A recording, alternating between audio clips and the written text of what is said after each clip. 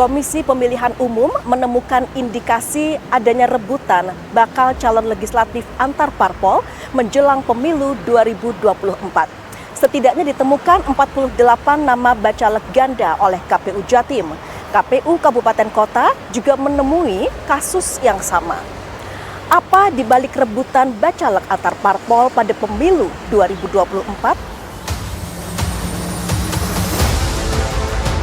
Hajatan pemilu tahun 2024 memasuki tahapan krusial, yakni pendaftaran bakal calon anggota legislatif yang akan menjadi jagoan partai politik untuk meraih simpati masyarakat, sekaligus mendulang suara pada tahapan coblosan pemilu 14 Februari 2024. Pemungutan suara calon legislatif kali ini dilakukan serentak dengan pemilihan calon presiden wakil presiden masa jabatan tahun 2024 hingga 2029. Yang mencengangkan, pada tahapan verifikasi berkas administrasi bakal calon legislatif atau bacalek, Komisi Pemilihan Umum atau KPU menemukan hampir 90% berkas administrasi bacalek tersebut belum memenuhi syarat, alias BMS. Tidak hanya itu, KPU di semua tingkatan juga mendapati pendaftaran bacalek ganda. Artinya, satu nama didaftarkan oleh lebih dari satu parpol atau satu nama didaftarkan di daerah pemilihan atau dapil ganda oleh parpol yang sama. Indikasi kegandaan bacalek ditemukan melalui analisis kegandaan yang dilakukan pada tahapan verifikasi administrasi dokumen persyaratan bakal caleg pada tanggal 15 Mei hingga 23 Juni lalu. Ditemukan juga 7 bacalek yang ganda, internal maupun eksternal. Sedangkan yang internal itu 1, artinya internal itu dicalonkan di daerah, kabupaten, terus di provinsi, seperti itu. Kalau yang 6 itu ganda eksternal, artinya ganda eksternal di sini dicalonkan oleh partai A dan juga dicalonkan oleh partai B, seperti itu. Dan belum memenuhi syarat karena banyak yang model B, syarat model B surat pernyataan belum dicentang, ada juga yang dokumennya masih belum benar. Jadi terkait ada beberapa dokumen yang ganda di beberapa partai politik, ya kan? Kami juga telah melakukan klarifikasi kepada pihak-pihak terkait. Ya tentunya nanti akan BMS dan akan dilakukan perbaikan oleh partai tersebut. Sejauh ini satu, dalam hal kegandaan kita menemukan beberapa nama yang ganda. Jadi pembacaan kegandaan ini 1 ganda dalam hal lintas partai, 2 dalam hal ganda lintas dapil, 3 dalam hal ganda antar lembaga perwakilan. Artinya contohnya diajukan di DPRD Kabupaten, memungkinkan didaftarkan juga di DPR RI, contohnya seperti itu. Terkait dengan bacalek ganda, memang tetap kita kembalikan ke parpol. Otomatis nanti parpol akan komunikasi dengan bacalek tersebut. Pada tingkatan yang lebih tinggi, KPU Provinsi Jawa Timur menemukan 48 nama bacalek ganda yang didaftarkan untuk mengisi kursi DPRD Provinsi Jawa Timur. Jumlah bacalek yang diajukan oleh 18 parpol sebanyak 1.958 orang. Sedangkan di tingkat nasional, KPU Republik Indonesia menyatakan terdapat 300 nama yang diindikasikan sebagai bacalek ganda untuk mengisi jabatan wakil rakyat di Senayan. KPU Republik Indonesia menerima pengajuan bacalek 10.323 orang dari 18 partai politik peserta pemilu tahun 2024.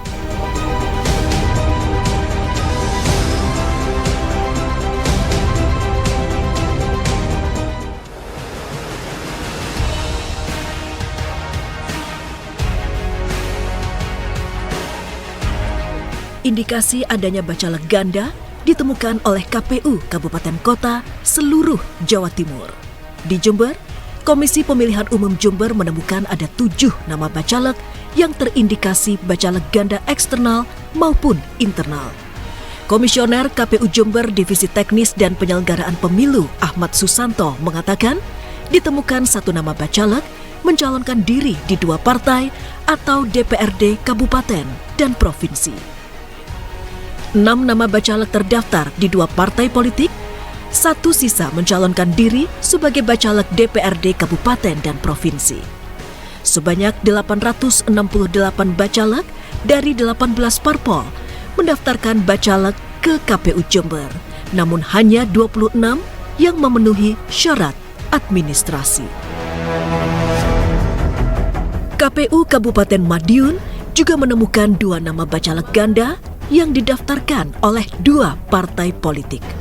Berdasarkan penelusuran tim JTV, 2 bacalek itu berinisial MF dan K, keduanya tercatat sebagai bacalek yang diajukan oleh 2 partai yang berbeda.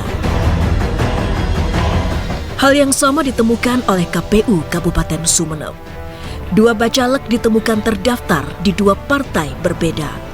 Komisioner KPU Sumeneb Deki Prasetya Utama mengatakan, KPU telah melakukan konfirmasi termasuk nama yang didaftarkan oleh 2 parpol.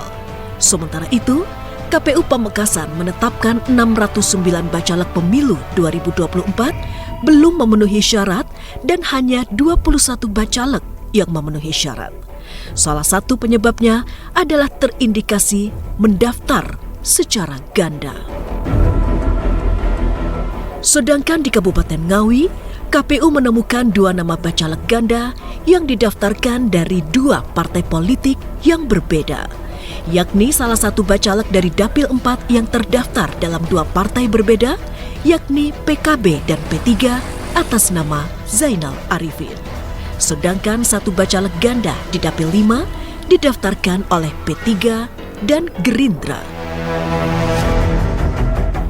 Akibat pendaftaran secara ganda, Zainal Arifin menjadi rebutan 2 parpol. PKB dan P3 saling mengklaim bahwa Zainal Arifin adalah kader mereka. Ketua DPC PKB Ngawi, Khairul Anam Mukmin menyatakan sudah melakukan perekrutan pendaftaran mulai dari persyaratan pengajuan bacalek.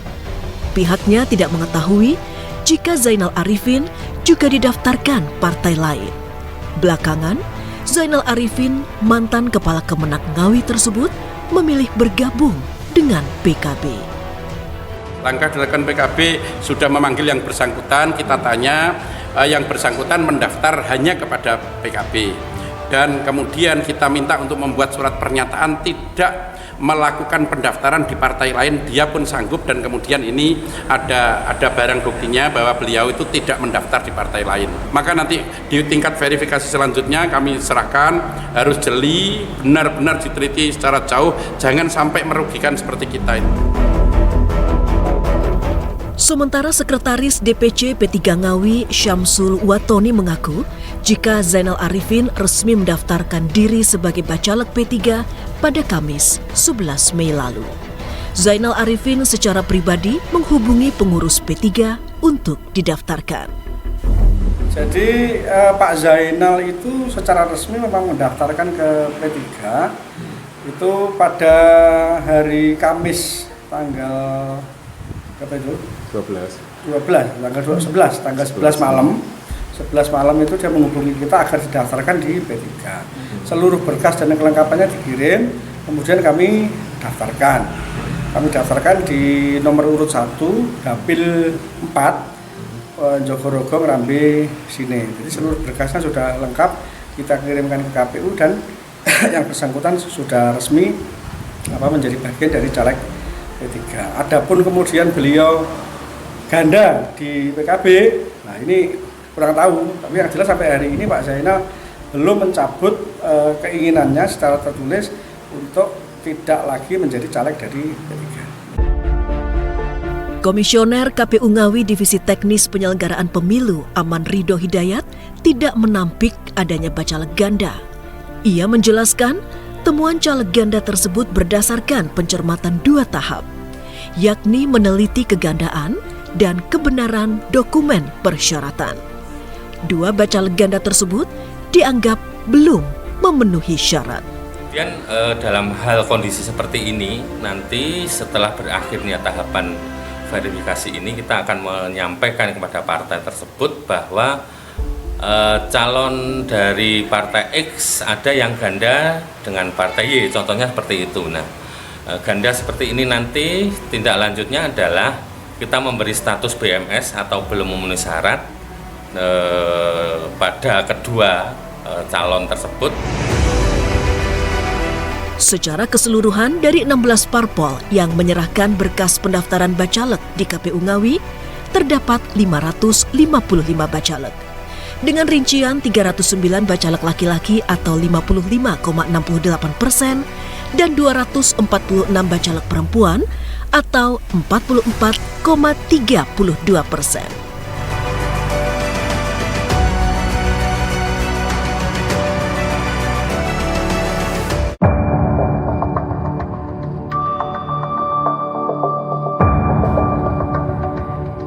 Temuan bacalek ganda pada tahap verifikasi pencalonan memunculkan sejumlah pertanyaan.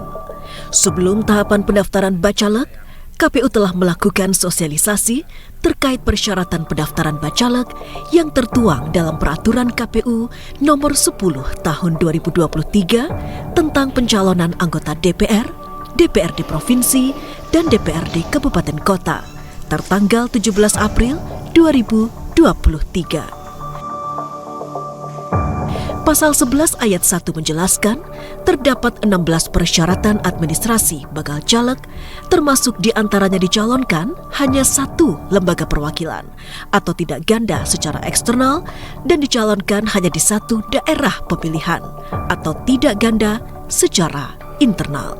Sedangkan masa pendaftaran bacalek baru dilakukan tanggal 1 hingga 14 Mei 2023.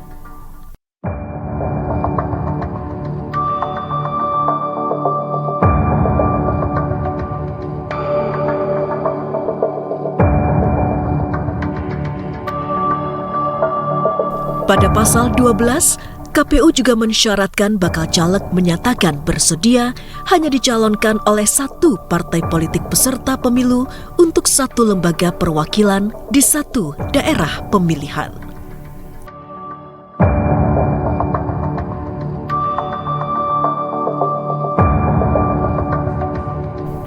Lantas, mengapa parpol nekat melakukan pendaftaran secara ganda? Agus Mahfud Fauzi, akademisi Universitas Negeri Surabaya yang juga mantan komisioner KPU Provinsi Jawa Timur menduga pendaftaran caleg ganda sebagai kesengajaan. Pencalekan ganda dilakukan oleh parpol sebagai sebuah strategi pemenangan suara di sebuah daerah pemilihan tertentu. Itu memang disengaja. Mengapa kok disengaja? Jadi dalam proses pendaftaran itu skenario-nya adalah pada waktu proses pendaftaran belum fix, sehingga nanti ada proses revisi atau pergantian. Dalam proses perubahan tersebut nanti akan dimasukkan orang lain, nama lain. Sehingga ini adalah sebuah kesengajaan yang mungkin pada kesempatan ini nama-nama yang akan dimasukkan pada waktu proses perbaikan itu mungkin belum mengundurkan diri dari lembaganya, atau mungkin pada kesempatan ini masih wait and see apa yang terjadi di dapilnya tersebut. Atau mungkin yang kedua itu adalah mungkin dia tidak tahu terkait dengan aturan.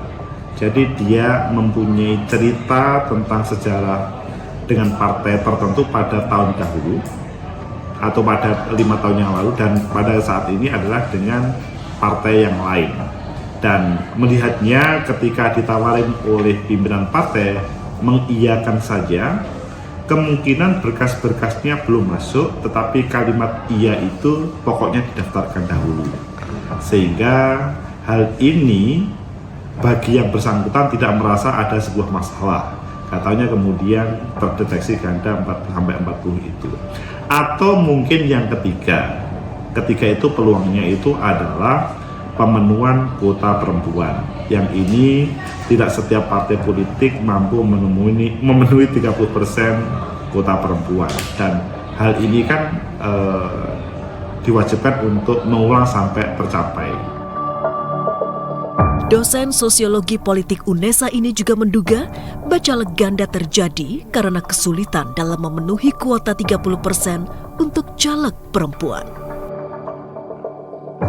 Orang yang sudah protes terhadap afirmasi 30% kuota perempuan ini, tetapi karena ini regulasi yang sudah diputuskan di dalam sidang DPR, maksudnya pemerintah eksekutif sama legislatif, maka hal itu dijalankan. Tetapi lebih baik ke depan kalau menurut saya terkait dengan 30% kuota perempuan itu tidak harus menjadi persyaratan terkait lanjut atau tidak, tapi akan lebih baik bagaimana peluang untuk terpilih, bukan peluang untuk nyalon. Peluang untuk terpilih itu lebih besar. Jadi misalkan pada kesempatan ini di dapil itu ada satu dapil itu kemudian yang ditampilkan cukup satu orang, tidak harus 30%, cukup 10% saja, tapi kemudian terpilih, itu akan lebih baik daripada 30% tetapi tidak terpilih. Sedangkan Dekan Fakultas Ilmu Sosial dan Ilmu Politik Universitas Merdeka Madiun, Nunik Haryani meyakini fenomena bacalek ganda sebagai bukti ketidakmampuan parpol melakukan kaderisasi. Sebagian besar parpol di Jawa Timur kesulitan mengajukan bacalek karena tidak memiliki stok bacalek, apalagi kader potensial untuk memenangkan perebutan suara di daerah pemilihan tertentu. Ini memang menjadi strateginya parpol. Ketika strategi parpol itu mengarah pada bahwa menunjukkan parpol sendiri ketika proses rekrutmen terhadap sumber dayanya di parpol sendiri sebagai kader itu ada persoalan, karena toh dengan ada muncul di parpol ganda berarti pengawasan parpol sendiri ketika memilih itu ada kecerobohan bahwa tidak bisa dikawal ketat kalau calegnya itu ternyata juga muncul di yang lain. Berarti kan ada proses kaderisasi yang dipertanyakan.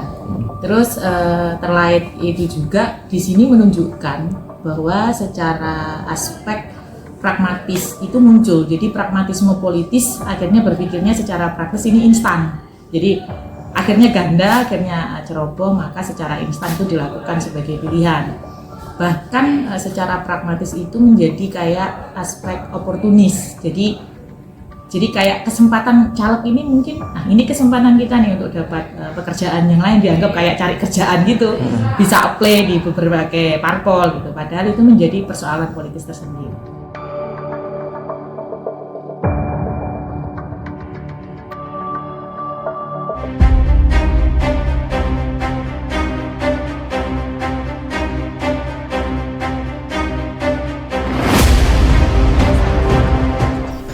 Pada tahap pendaftaran bacalek, KPU menerima ribuan nama bakal caleg yang diajukan oleh 18 parpol peserta pemilu 2024. Partai tersebut adalah PKB, Gerindra, PDI Perjuangan, Golkar, Nasdem, Buruh, Gelora, PKS, PKN, Hanura, Garuda, PBB, Demokrat, PSI, Perindo, P3, dan Umat. Setiap parpol berhak mengajukan nama bacalek sebanyak 100% dari alokasi kursi yang tersedia di daerah pemilihan di semua tingkatan, termasuk di dalamnya tentang kuota bacalek perempuan.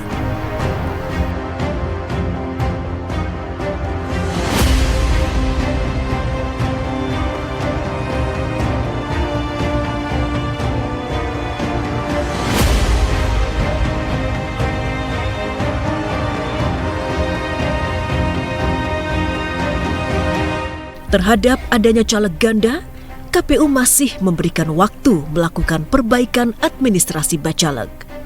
Masa perbaikan berkas administrasi bacalek berlangsung sejak tanggal 26 Juni dan berakhir tanggal 9 Juli hari ini.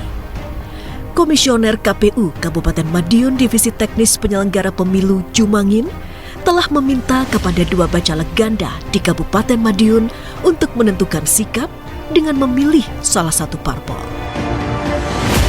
Ini tadi sudah ada beberapa parpol yang komunikasi dengan kita, konsultasi terkait ini bagaimana. Mereka ternyata dari parpol sudah memberitahu kita ada bacaleknya, mereka ada yang mundur memilih ke partai A, itu juga sudah ada. Artinya mereka juga membuat surat pernyataan. Nanti akan diupload. Kalau langkah KPU menghimbau ke LO partai atau pimpinan partai untuk segera melengkapi persyaratan tersebut di perbaikannya itu dari tanggal 26 Juni ini sampai tanggal 9 Juli nanti. Baru tanggal 10-nya KPU akan melakukan verifikasi administrasi ulang sebelum kita menetapkan di DJS. Data bacalek termasuk data parpol itu masih data pribadi atau data internal partai politik. Pengumumannya nanti setelah diumumkan di DJS. Jadi boleh memilih salah satu nanti, ya kan? Dinanyakan ke bacaleknya oleh parpolnya yang sudah kami klarifikasi, maka nanti parpol akan koordinasi tentunya dengan bacalek tersebut mau memilih partai apa, karena di regulasi kami di KPU itu bahwa hanya bacalek itu hanya mencalonkan di satu partai dan satu dapil. Ganda seperti ini nanti tindak lanjutnya adalah kita memberi status BMS atau belum memenuhi syarat pada kedua calon tersebut. Kemudian tahapan berikutnya kalau memang calon ini dipertahankan untuk maju untuk tahapan selanjutnya harus sudah tidak ganda lagi. Artinya penyelesaian menuju tidak ganda ini diserahkan sepenuhnya kepada partai masing-masing. Komisioner Divisi Teknis KPU Jatim Insan Koryawan mengatakan, terkait dengan temuan oleh tim verifikator, pihaknya meminta bacalek ganda, yakni bacalek terdaftar di DPRD Jatim dari partai yang berbeda, terdaftar di DPRD Kabupaten Kota, dan terdaftar sebagai bacalek di DPRD Kota atau Kabupaten di provinsi lain, atau terdaftar sebagai bacalek Republik Indonesia, segera melakukan penyelesaian internal parpol yang bersangkutan. KPU Jatim meminta agar parpol melakukan perbaikan maksimal sampai malam hari ini. Pada tahap perbaikan tersebut, parpol masih dimungkinkan untuk melakukan utak-atik komposisi bacalek. Misalnya, mengganti nama, memindah dapil, maupun mengganti nomor urut. Dalam proses pencalonan ini, partai politik masih boleh mengganti bakal calon, boleh juga memindah daerah pemilihan maupun nomor urut bakal calon sampai dengan masa sebelum penetapan DCT atau pada masa pencermatan DCT. Itu tanggal pada? Pencermatan DCT itu sampai dengan tanggal 3 Oktober 2023 atau 1 bulan sebelum penetapan DCT. Penetapan DCT itu dijadwalkan tanggal 3 November 2023. Untuk memastikan tidak adanya bacalek ganda, KPU akan mengumumkan daftar calon sementara melalui media massa sebelum penetapan daftar calon tetap pada bulan November 2023.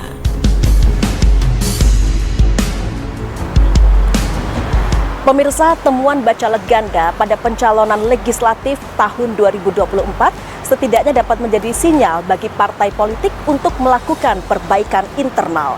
Pengkaderan perlu dilakukan lebih baik lagi agar tidak terjadi rebutan caleg pada pemilu mendatang. Saya Mustika Ratna, terima kasih atas perhatian Anda pemirsa, sampai jumpa.